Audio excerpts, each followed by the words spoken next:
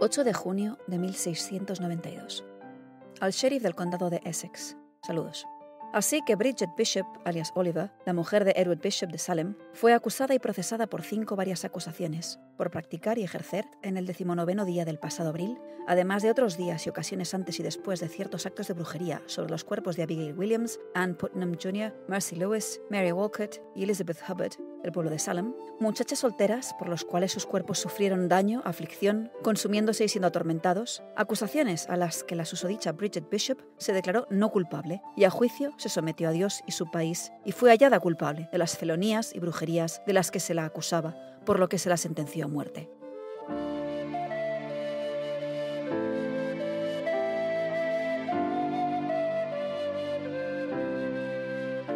Muy buenas y muchas gracias por acompañarme en La Senda de las Plantas Perdidas, este podcast etnobotánico donde dar voz a nuestras historias de amor y de desamor, también con un reino tan olvidado como esencial, el reino vegetal.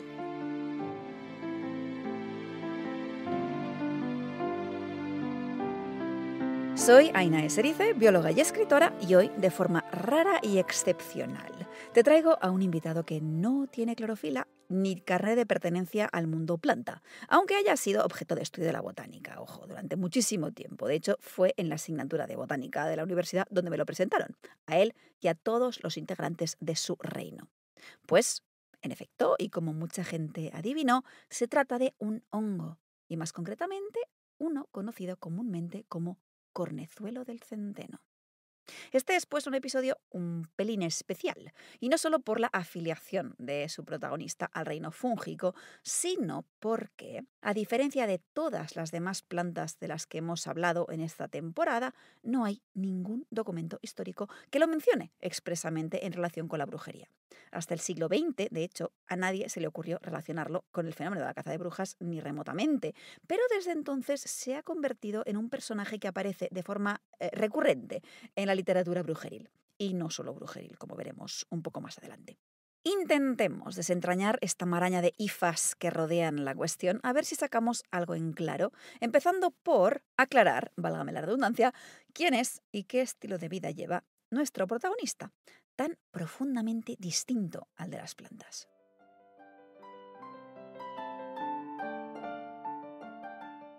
La descripción, escrita en alemán del siglo XVI, está en una nota al capítulo correspondiente al trigo y al centeno y dice más o menos así. A menudo se encuentran en las espigas del centeno o del trigo puntas o conos, largos, negros, duros y estrechos, a un lado y entre los granos que brotan de las espigas, y son largos y blancos por dentro, como el trigo, y son bastante inofensivos para el trigo. Quien escribía estas palabras era un doctor y botánico alemán, Adam Lonitzer, en un herbario ilustrado conocido como Kräuterbuch, más o menos así, en la edición de 1582. Como descripción no está mal, aunque sin querer el pobre dio un patinazo con su última observación, dado que estos conos largos, duros y estrechos son de todo menos inofensivos, ni para los cereales que hospedan a este polizón fúngico, ni sobre todo todísimo para los mamíferos que cometen la temeridad de comérselo. Esto es debido a que el cornezuelo es un hongo parásito cuya excepcional maestría bioquímica lleva milenios y milenios, creando problemas a quien se cruza con él. Su historia vital, como la de todos los seres vivos, es circular, un ciclo que da vueltas y vueltas junto a la Tierra alrededor del Sol. Pero, como hay que contarla empezando por algún sitio, fijaremos el inicio al despuntar de la primavera, que es buen momento porque ahora aquí es primavera boreal. Es entonces cuando las temperaturas empiezan a calentar el suelo y las espigas de cereal, todavía jovencitas, abren sus flores al viento, esperando que éste les traiga algún granito de polen ajeno. No saben la que se les viene encima, pues además de polen, hay muchas otras partículas que flotan en el aire por ahí y no todas tienen buenas intenciones hacia su prójimo. Y aquí es cuando entra nuestro protagonista en escena, adoptando la forma de una espora diminuta y aparentemente inofensiva, que aterriza sobre una flor de cereal abierta y vulnerable. Una flor que está destinada a convertirse en víctima de un engaño, pues la espora, en lugar de polinizarla, germinará e infectará los tejidos de la flor. Fase 1, completada.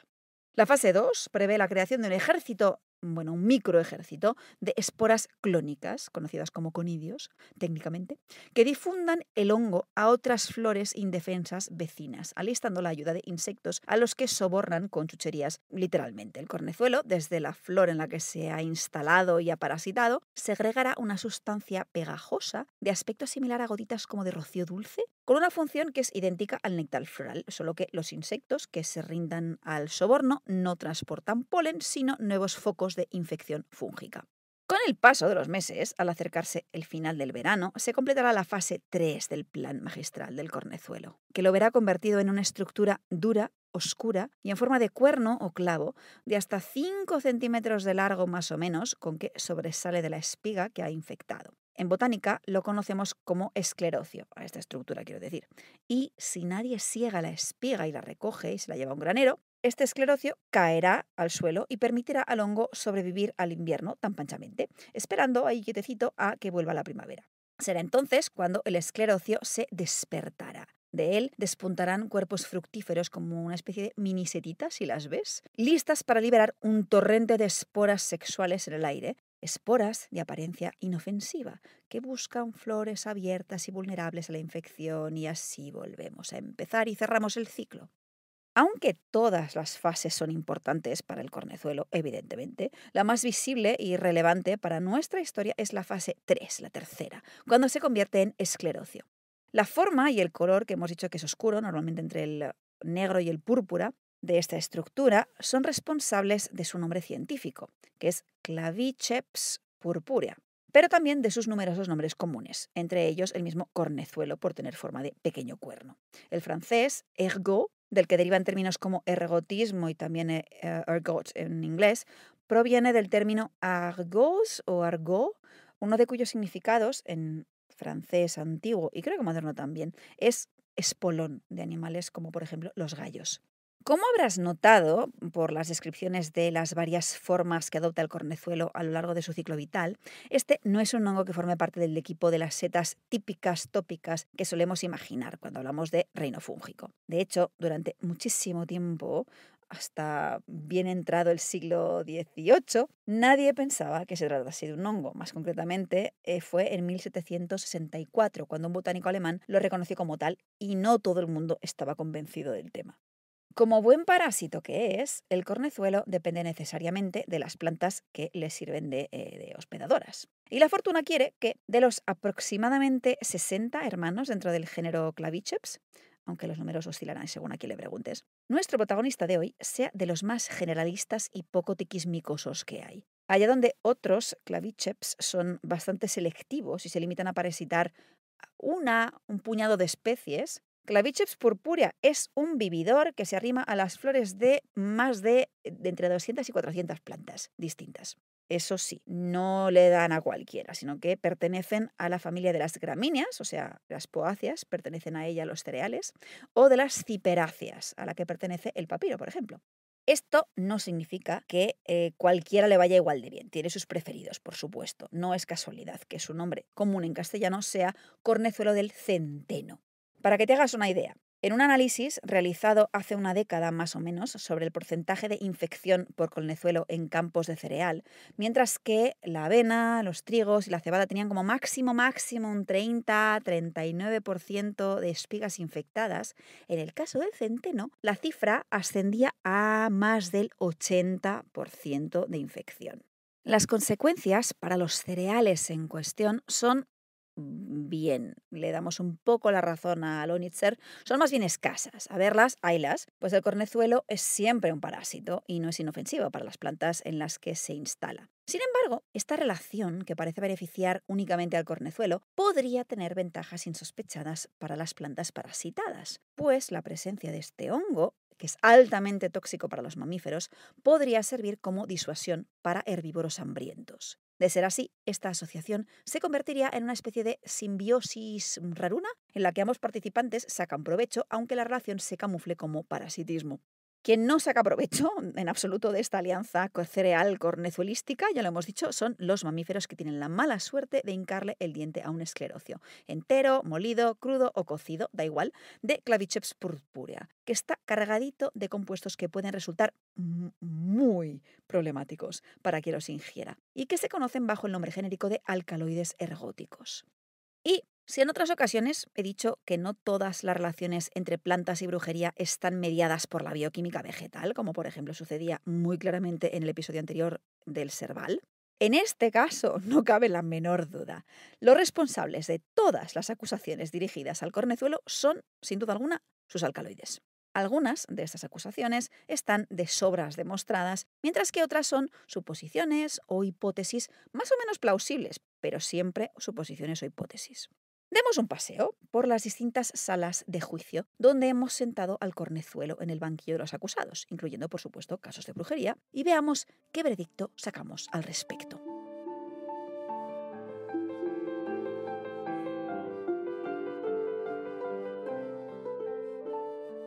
Durante la segunda mitad del siglo XIII, en la corte de un monarca recordado por su sabiduría, se compuso e ilustró una colección de cantigas en honor a la Virgen María. Una de ellas, la número 53, está protagonizada por un pastorcillo con algún que otro problema de salud, según cuenta la cantiga. Sobre esto sucedió un gran milagro que os voy a contar ahora, que la Virgen quiso hacer en Soissons, por un pastorcillo cuyos pies empezaron a arderle con aquella enfermedad que suelen llamar fuego salvaje. Aquel ardor aquejó tan duramente al chico que por poco no le consumió los dedos de los pies, y la madre, muy afligida, se lo llevó a Soissons y llorando intensamente lo puso ante el altar. Como puedes imaginar, lo que viene a continuación es que la Virgen lo curará, al igual que sanará a la mujer de la cantiga 81, a quien el fuego de San Marcial le había consumido todo el rostro, o a los pobres de la cantiga 91, a quienes, por los errores cometidos, Dios los envió como divina desgracia este fuego que llaman de San Marcial. Hay unas 8 cantigas en la colección de Alfonso X el Sabio, probablemente ya lo hubieses adivinado, que hacen referencia a males ígneos, enfermedades de fuego, a la que se dan distintos nombres: fuego salvaje, fuego de San Marcial o fuego del cielo.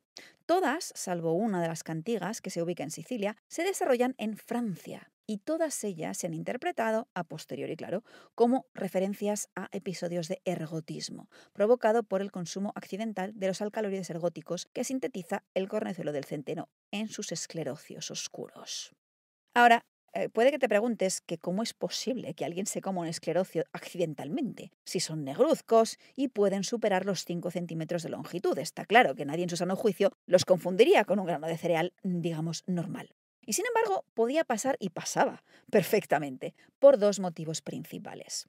Uno, que la gente los notase y viese que eran distintos al resto de granos no significa que los considerase peligrosos. Podían considerarlos sencillamente granos de desarrollo anómalo, pero no necesariamente venenosos. O, segunda posibilidad, que la gente intentase separarlos del cereal sin conseguirlo del todo. Al fin y al cabo, piensa un poco en lo que podría significar tener que limpiar la cosecha de un campo de centeno con más del 80% de las mieses infectadas por cornezuelo, que es algo complicado por el hecho, además, de que algunos esclerocios no se desarrollan tanto en longitud y, por tanto, no despuntan de forma evidente. Era muy fácil que, si había infección de cornezuelo, algo acabase en la harina. Es más, para que te hagas una idea de lo difícil que puede resultar a veces evitar la contaminación por cornezuelo, he encontrado una serie de noticias españolas del marzo pasado, 2023, que avisaban al consumidor de la retirada de un lote de harina de centeno integral por contener alcaloides ergóticos. Así, el cornezuelo podía viajar perfectamente de contrabando en los sacos que viajaban al molino y, una vez transformado en harina, infiltrarse en el pan nuestro de cada día, con consecuencias devastadoras. Porque los alcaloides de Claviceps purpurea, de los que hemos aislado y ha caracterizado más de 40 tipos distintos, no se degradan con el calor, y su consumo en dosis elevadas, y lo que significa una dosis elevada, era perfectamente factible en tiempos pretéritos, y tiene efectos que son de todo menos agradables, y que se describen con el nombre de ergotismo, que deriva del, como ya he dicho, del término francés para hablar del cornezuelo. Existen 2 formas principales de ergotismo en función de los síntomas que desarrollen las personas, los animales afectados. Atención, descripciones un poco asquerosillas. La forma que conocemos como ergotismo gangrenoso, esto ya te da una pista, Empieza con un cuadro de confusión y fatiga, a veces náuseas, así como dolores en alguna extremidad, dolor que se ha comparado con el experimentado al sufrir una quemadura, de ahí que se conociesen como males ardientes.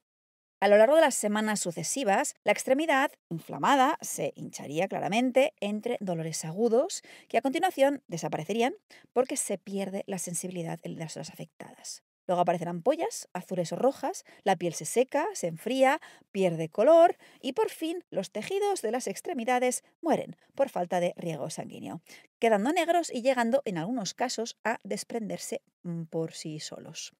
Como imaginarás, la tasa de mortalidad de un brote de ergotismo gangrenoso es elevada. Los alcaloides ergóticos no bromean.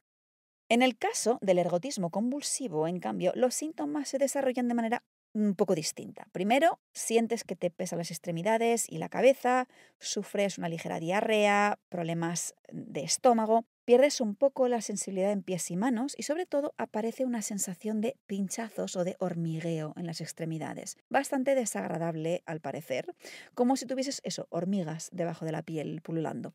Si la cosa empeora, nos vamos a contracciones involuntarias de los músculos, leves al principio, pero que pueden degenerar y llegar a ser convulsivas en extremidades, rostro y diafragma. No es bonito leer la descripción, más en detalle. Era común morderse la lengua sin querer, llegando incluso a cercenarla. Sudar a mares, vomitar y ya entrando en la última fase, no poder dormir, convulsiones múltiples y a continuación ya coma y muerte. Todo esto potencialmente acompañado de alucinaciones. Un primor, vamos. Ahora, existe un dato curioso y es que el desarrollo de una u otra forma de ergotismo parece tener algún tipo de correlación geográfica, sirviendo el río Rin como línea divisoria. Al oeste del río, o sea, en territorio prevalentemente francés, el tipo más común era el gangrenoso, mientras que al este del Rin era más típico el convulsivo. ¿Por qué? Pues no te lo sé decir con seguridad. He leído varias hipótesis, que si carencia de vitamina A, que si intoxicación con fitatos del centeno, que si distintos perfiles químicos del cornezuelo, etcétera, pero no he llegado a encontrar una explicación definitiva y teniendo en cuenta lo feos que son los síntomas del ergotismo, entiendo que a nadie le apetezca diseñar un estudio empírico para esclarecer el misterio. Desde luego, yo no me presentaría voluntaria ni atada. Lo que sí parece claro es que uno de los mecanismos principales responsables de estos efectos es el poder vasoconstrictor de estos alcaloides. Un poder que ha tenido y tiene empleos medicinales, por ejemplo, contra hemorragias posparto, que era uno de los principales usos que se les daba al cornezuelo en tiempos pretéritos, o también contra las migrañas. Pero pueden causar problemas, pese a ello, si te pasas con la dosis. Desde que logramos por fin establecer una correlación de causa-efecto entre el consumo accidental de cornezuelo del centeno y los síntomas que acabo de describirte, ha habido mucha gente que se ha zambullido en el pasado para ver dónde se habían producido sucesos que pudiesen interpretarse como episodios de ergotismo no identificados como tales hasta entonces. Lo que pasa es que esta tarea, que podría parecer relativamente sencilla, no lo es en absoluto.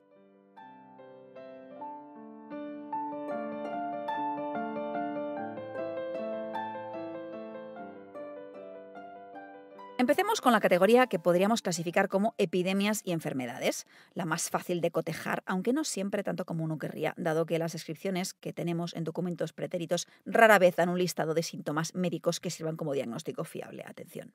Encontrarás por ahí afirmaciones sobre casos de ergotismo reconocidos muy antiguos, en tiempos grecorromanos o incluso en la antigua Mesopotamia.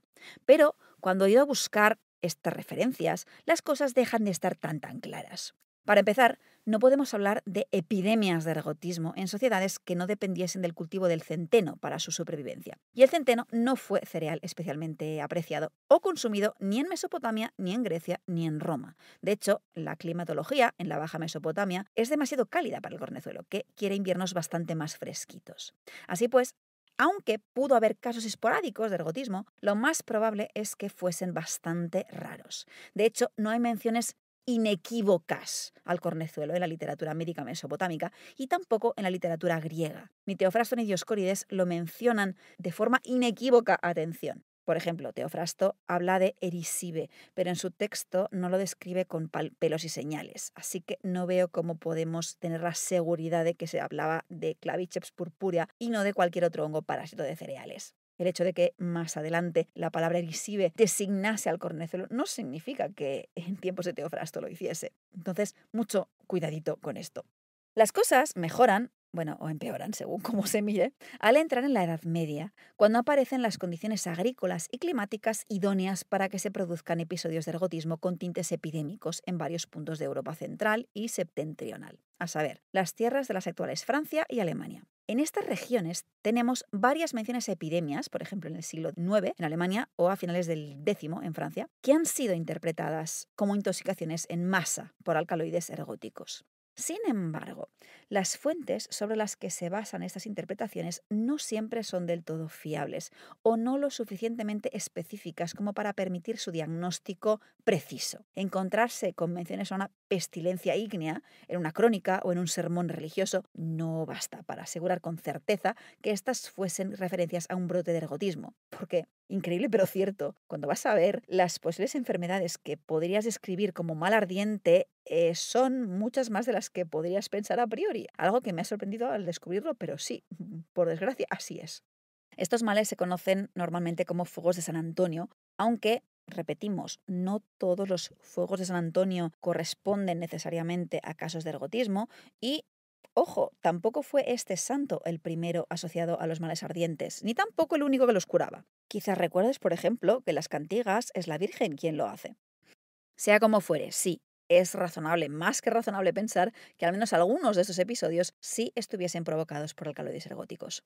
Sin embargo, el ergotismo y los alcaloides ergóticos se han invocado como culpables en otros episodios históricos menos evidentes, pues en su momento nadie los clasificó como epidemias o problemas médicos, sino, por ejemplo, brujería.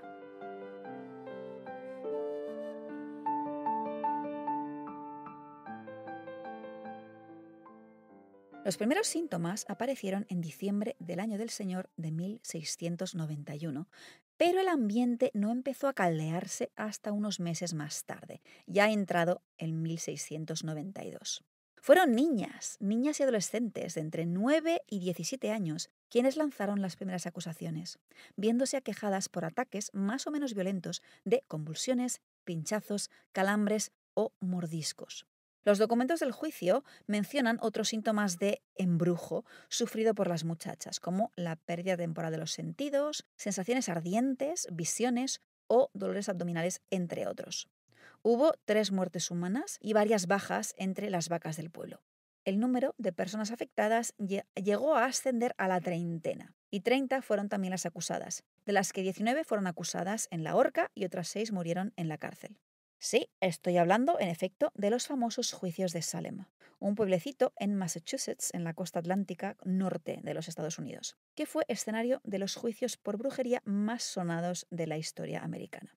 Su notoriedad los ha convertido en un foco de interés para la gente intrigada por este fenómeno, intentando explicar por qué sucedió, por qué en Salem y aledaños, por qué en 1692, etc. Las explicaciones han sido múltiples, desde histeria colectiva hasta manipulación psicológica o presión familiar, pero en 1976 una psicóloga propuso una nueva teoría. ¿Y si las muchachas que declararon ser víctimas de brujería fueron en realidad víctimas de una intoxicación por alcaloides ergóticos? Al fin y al cabo, hay varios indicios en la condición de las afectadas que pueden encajar en un cuadro de ergotismo, como las convulsiones, las visiones, la sensación de pinchazos o la quemazón. El paso siguiente fue ir a comprobar si una intoxicación por cornezuelo era técnicamente factible, que lo es. Clavicheps purpurea es una especie de distribución amplia que está presente en todo el hemisferio norte. No he conseguido aclarar, si fuera de toda duda, si Norteamérica formaba parte de su territorio ancestral o si lo introdujimos los seres humanos, pero de lo que no cabe duda es de que estaba más que presente en el siglo XVII en Norteamérica, seguro. Entonces, ¿posible? Sí. Pero ¿es también una hipótesis plausible? Aquí hay que verificar muchas cosas, como, por ejemplo, si en Salem cultivaban o consumían centeno, si la climatología de 1691 habría favorecido el crecimiento del cornezuelo en los campos, o cómo es posible que los síntomas empezasen a finales de año, cuando en otros episodios de ergotismo lo normal es que aparezcan justo después de la cosecha, que es en verano. No puedo enrollarme explicando cada uno de estos puntos, pero el resumen es que sí, en efecto, existen respuestas a todas estas dudas que no contradicen la hipótesis ergótica, lo cual no quiere decir que la confirmen, pero como mínimo no lo desmienten. Hay un par de detalles en el desarrollo del juicio, sin embargo, que me hacen dudar un poquito. Al principio del episodio has escuchado un fragmento de la condena de Bridget Bishop, la primera persona que fue colgada en Salem. Y sí, sí, la redacción es atroz porque se ve que ya en 1692 no había quien entendiese a los magistrados. En las transcripciones del juicio de Bridget, más concretamente en la Examination of Bridget Bishop en el pueblo de Salem del 19 de abril de 1692, se escribe lo siguiente. Tan pronto como se acercó, todas cayeron presa de ataques. Tan pronto como se acercó Bridget, se entiende, y todas las muchachas que supuestamente habían sido víctimas de embrujos y que estaban presentes en la sala. La autoridad empieza. Bridget Bishop, se te ha traído ahora frente a la autoridad para dar cuenta de las brujerías con que estás familiarizada, etcétera, etcétera. Les pregunta a las víctimas si les había hecho daño y las 4 chicas no solo responden en positivo, sino que cuando Bridget sacude la cabeza para negar haber matado a su primer marido, las chicas reaccionan con más ataques, como si las torturasen, figura en la transcripción. Por cierto, si la quieres leer entera, puedes encontrarla, es el documento 013 de los Salem Witchcraft Papers. Y esto es un poco teatral, la verdad. Que inicialmente el cornezuelo pudiese tener algo que ver, no me atrevo a negarlo. Pero que aquellas niñas y adolescentes desarrollasen un ergotismo convulsivo cuyos síntomas se revelaban muy convenientemente cuando una acusada de brujería entraba en la sala, movía la cabeza o alzaba los ojos al cielo, esto no me lo creo, no. Me esperaría además que alguna de las chicas le hubiesen quedado secuelas, y no parece que fuese el caso de ninguna de las muchachas que lanzaron acusaciones contra sus convecinas y algún convecino en Salem y aledaños. ¿Que el cornezuelo quizás tuvo algo que ver en las acusaciones de brujería en Salem? Pues no me atrevería a negarlo categóricamente porque posible me parece perfectamente posible. Pero ¿puede liquidarse el caso diciendo que la culpa de los juicios de Salem la tuvo la bioquímica problemática del cornezuelo? Ahí, con lo que he leído, yo diría que ni por asomo. Pero tú sabes que hay mucha gente que es fan de las explicaciones reduccionistas. Y una vez plantada la idea de relacionar ergotismo y brujería, ha habido quien se ha lanzado a ver al cornezuelo detrás de todas las cazas de brujas, afirmando que los síntomas de los embrujados corresponden a intoxicaciones ergóticas. Es que en realidad la bruja era clavíceps. Y no, esto no es cierto. En primer lugar, porque no existe ni existía un cuadro de síntomas unificado y coherente que correspondiese a la condición de estar embrujado. A estas alturas, además, seguramente puedas nombrarme varias situaciones que solían figurar en acusaciones de brujería y que no tienen nada que ver con el cornezuelo, como el robo de la mantequilla o los problemas para ordeñar a las vacas, de los que hablábamos en el episodio del Serval anterior. Siempre he pensado que un enfoque reduccionista que empequeñece fenómenos sociales tan complejos como la persecución de brujas a un puñado de moléculas tal vez ayude a comprender parte de la realidad, pero no puede captarla por completo ni muchísimo menos. Eso no significa que no haya casos de brujería en los que el ergotismo sí sea una clave de interpretación más o menos razonable, o al menos razonable como factor que pudo contribuir a las acusaciones. Y de todos los que he leído, tal vez los juicios que más sugerentemente ergóticos me parecen son los que tuvieron lugar en el norte de Noruega, en Finnmark, durante el siglo XVII, en los que más de 130 personas fueron acusadas y 2/3 de estas condenadas a muerte en la hoguera o en la horca. El dato curioso de estos juicios es que, en muchos de ellos, la persona acusada no confesaba haber aprendido brujería en el sentido tradicional del término, que alguien te la enseña, sino haberla ingerido. Así, Gunnele Olsdatter afirmó en 1625 haber adquirido sus poderes brujeriles a través de un trozo de pan. Más concretamente, el manuscrito, que recoge datos sobre estos juicios, dice al respecto algo así como: la ya mencionada Screp Anna le dio un trozo de pescado para comer. Además, su hija también le dio un trozo de pan, pero mientras estaba comiéndolo, Anna le dijo: «Dios da, ahora el demonio se te metió dentro». Y de inmediato Gunela sufrió dolor y fue como si algo vivo hubiese entrado en ella. Un tiempo más tarde, Satán acudió a ella bajo la forma de un perro negro fuera de la puerta. En caso de que tengas curiosidad, sí, Gunele fue de las que acabó muerta. Otras confesaron haberse bebido la brujería en un vaso de cerveza o de leche, o habérsela comido también en un poco de queso o en pan con mantequilla, o, al igual que Gunela, con pescado. A veces muy concreto, como en el caso de Sigrid Jonsdatter, que en 1663 confiesa haber ingerido sus conocimientos brujeriles en un trozo de arenque salado con pan. También acabó muerta. En varios casos, el consumo de este alimento o bebida les sentó mal o les provocó dolor o visiones. visitas salínicas para empezar. Y hay menciones a miembros que se secan y se caen, algo que recordaría a problemas de gangrena típicos del ergotismo gangrenoso. El centeno contaminado, que habría sido el supuesto culpable de estos casos, no se cultivaba en la región, donde hace demasiado frío, sino que se importaba de otros lugares que no conocemos con detalle, con que no podemos establecer correlaciones entre climatología local y probabilidad de infección con cornezuelo. Pero nada de ello invalida la hipótesis, que sigo pareciéndome muy intrigante en este caso. Ahora, si admitimos que Claviceps purpurea pudo ser responsable de algunos de estos casos, ¿fue su consumo un accidente o un efecto buscado adrede? Hay quien piensa que al menos algunas de las personas implicadas eran conscientes de lo que estaban haciendo. Hay quien va un paso más allá y afirma que el cornezuelo se usaba de forma deliberada para inducir visiones y alterar el propio estado de conciencia. Algo que a mí, la verdad, no sé si acaba de convencerme del todo o de nada en el mundo brujeril. Pero quizás sí en otro contexto distinto, más antiguo, más misterioso. Literalmente más misterioso. Pues no podemos despedirnos del cornezuelo sin antes viajar a la antigua Grecia, para echar un vistazo a la que probablemente sea la hipótesis más fascinante, y menos sangrienta y asquerosilla también, que ha protagonizado este hongo.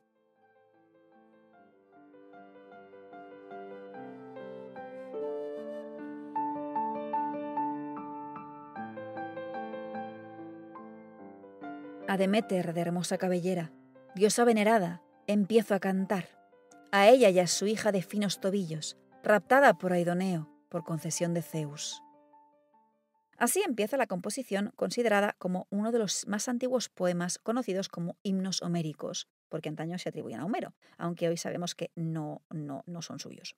Compuesto hacia el siglo VII antes de la era común, más o menos, este himno homérico a Deméter es también la primera referencia al culto mistérico más famoso y popular de la antigua Grecia, los misterios eleusinos, llamados así porque la diosa Deméter los concedió a las gentes de Eleusis, que es una población a unos 20 kilómetros de Atenas.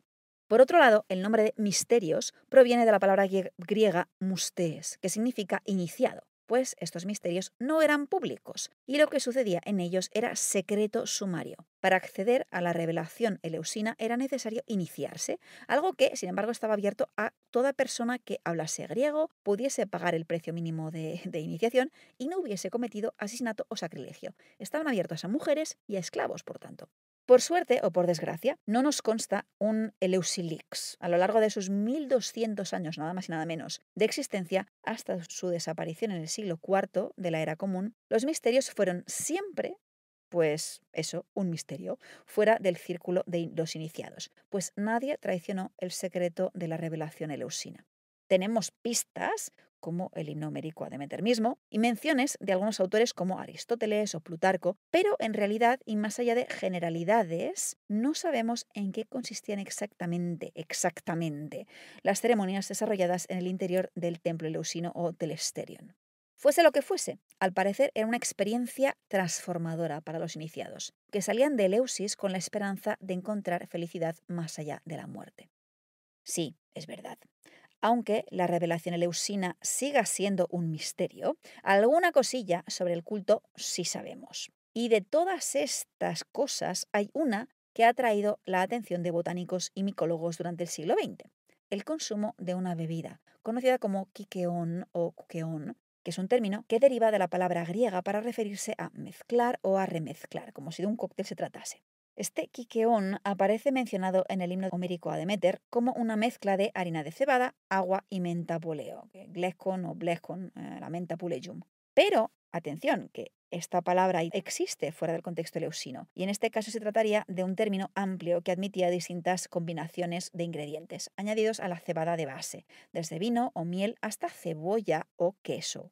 Ahora, dada la naturaleza transformadora de estos misterios, se ha planteado la hipótesis, plausible diría yo, de que la experiencia iniciática se produjese en un estado alterado de consciencia. Y, dada la presencia del quiqueón en las ceremonias, cabe preguntarse, ¿sería posible que fuese el consumo de esta bebida aquello que provocaba tales estados de trance? No son pocas las personas a quienes seduce esta idea, entre las cuales me incluyo, la verdad. La cuestión es, si es cierto que esta bebida contenía alguna sustancia visionaria, ¿cuál era? ¿O cuáles eran en caso de ser más de una?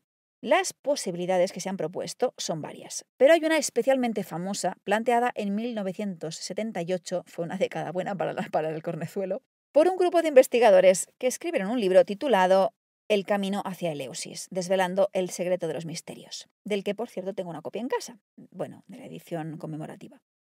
En este libro, los autores proponían, como no, que el agente visionario en el quiqueón consumido durante los misterios eleusinos era nada más y nada menos que nuestro conocido el cornezuelo del centeno.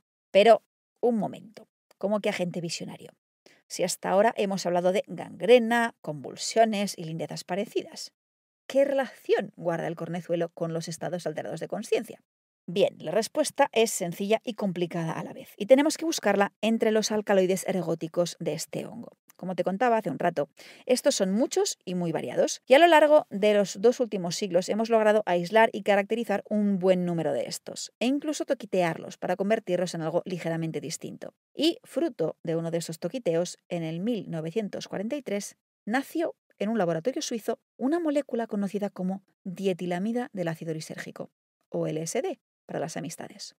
En efecto, sí, es LSD, una sustancia psicotrópica semisintética muy potente. Y digo semisintética porque no existe como tal en la naturaleza, pero se obtiene a partir de la ergotamina, que es uno de los alcaloides presentes en el cornezuelo, que tiene efecto vasoconstrictor y que se usa hoy en día para tratar migrañas.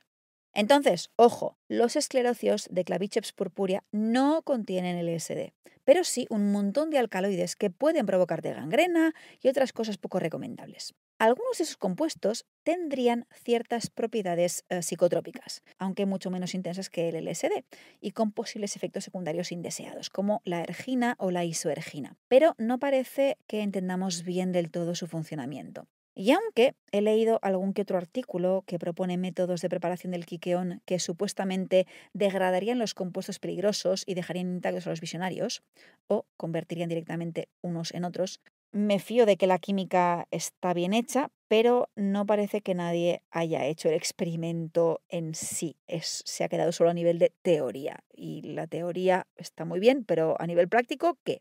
Hasta que no haya evidencias prácticas, yo lo dejo como teórico.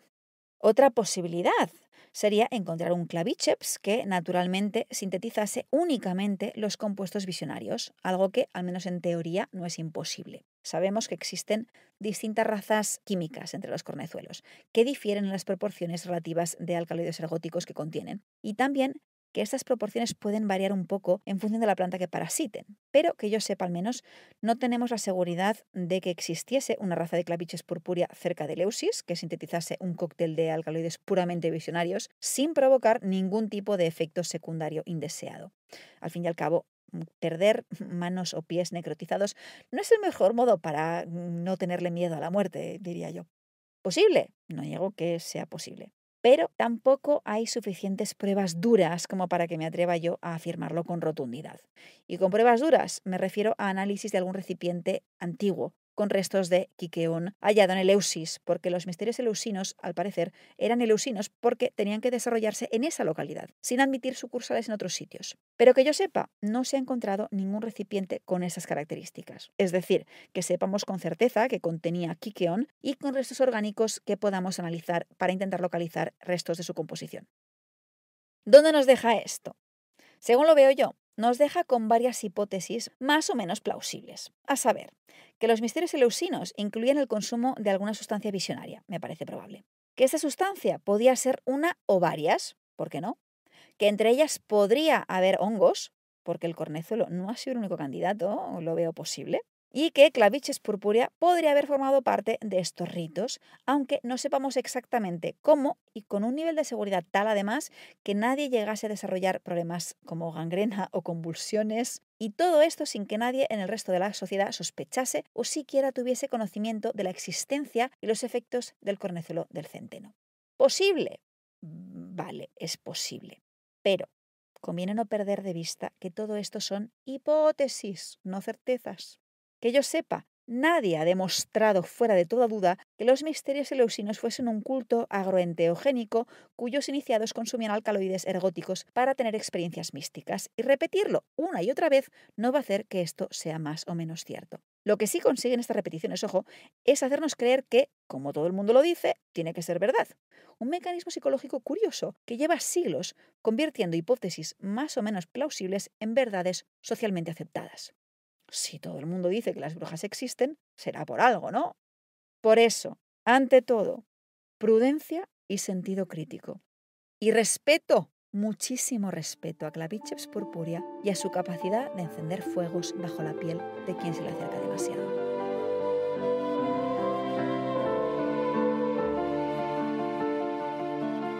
Y hasta aquí nos ha traído la senda de hoy, que una vez más siento se retrasase por mis problemas de salud. Ya ves que estoy bastante mejor, pero por eso la he alargado un poco más de lo normal para compensar. Espero que no se haya hecho excesivamente larga. Y sí, hubiese podido seguir enrollándome como una persiana y hablarte de los distintos alcaloides ergóticos y sus efectos y empleos, o entrar más en detalle en cuestiones de leucinas, que son fascinantes, o darte algún que otro caso de brujería del que se ha acusado al cornezuelo, pero no hay suficientes horas en el día, así que, de momento, lo dejamos aquí. Sí añado que tengo un artículo sobre el ergotismo y pan publicado en una revista para panaderos, a la que le tengo un cariño tremendo y muy adecuadamente llamada Revista Pan. Así que si te mola el tema y quieres un poco de bibliografía y algún que otro dato extra sobre la cuestión, dejaré el enlace en las notas. Y si eres fruto luminoso, espero que hayas escuchado la versión extendida en Patreon, porque hay cosillas extra en el audio, alguna que otra. De todas formas, echa un vistazo a las notas del final de la transcripción para alguna referencia interesante que puedes consultar y que a mí me ha servido muchísimo mientras preparaba este episodio. Si no eres fruto luminoso, pero quieres serlo, o como mínimo saber de qué va esto de apoyarme a través de Patreon, que es una plataforma de micromecenazgo, te dejo el enlace en las notas, patreon.com/ainaserice. Y aprovecho hoy que ya me enrollo como una persiana para agradecerte muchísimo tu presencia al otro lado de las ondas, tu atención y tu curiosidad. Este año es un año muy especial para el podcast, no solo porque este pasado 21 de marzo se cumplían 5 años de La Senda, sino porque acaba de anunciarse que este año soy una de las afortunadas que reciben un premio ONAS, el premio Bosque Habitado, por las rarezas vegetófilas que me empeñó en compartir. Es una alegría y un honor tremendo y mando abrazos desde aquí a María José y a Nacho, muchísimas gracias. Pero me siento igualmente honrada cuando recibo correos y mensajes de quienes estáis al otro lado. Cuando recibo, por ejemplo, invitaciones a charlar con una clase encantadora de un instituto malagueño que está haciendo un podcast sobre endobotánica de su pueblo y cuyos alumnos escuchan La Senda y la disfrutan conmigo. Sois geniales, clase. Hace ya un lustro, 5 años que empecé este podcast pensando que si acaso, lo escucharía mi familia y 4 amistades más muy motivadas. Y mirando las estadísticas, resulta que, bueno, somos más de 4, más de 26.000, de hecho, desde 60 países distintos, que no sé quién me escucha desde Omán, pero me hace mucha ilu pensando en los árboles de olíbano y de mirra. Si lo pienso mucho, me da como un poco de apuro. Se hace raro pensar que te escuchan miles de personas cuando lo gramas como buenamente puedes en un armario o en un coche. Pero, sobre todo, lo que me da es muchísima esperanza. Saber que somos tanta gente enamorada de las plantas y de sus historias es un regalazo, un regalo enorme. Y es un verdadero privilegio ser parte de esta comunidad. Así que, gracias.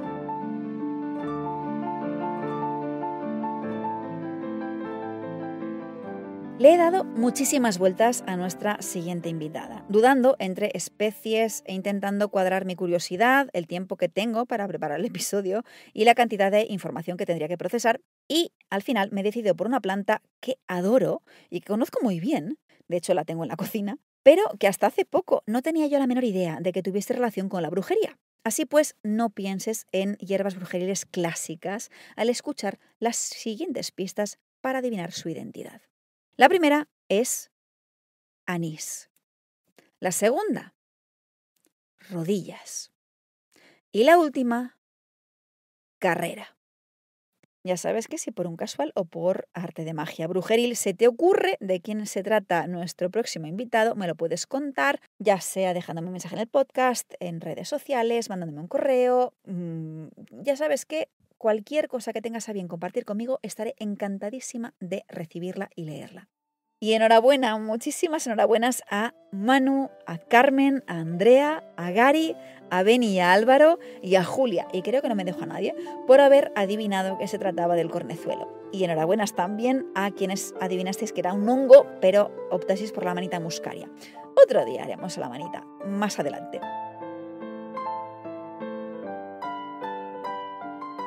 Y dicho esto, no me queda más que dar las gracias al cornezuelo, a hito de riesgo y misterio, agradecerte a ti siempre la compañía, desearte un muy feliz día y que la clorofila te acompañe.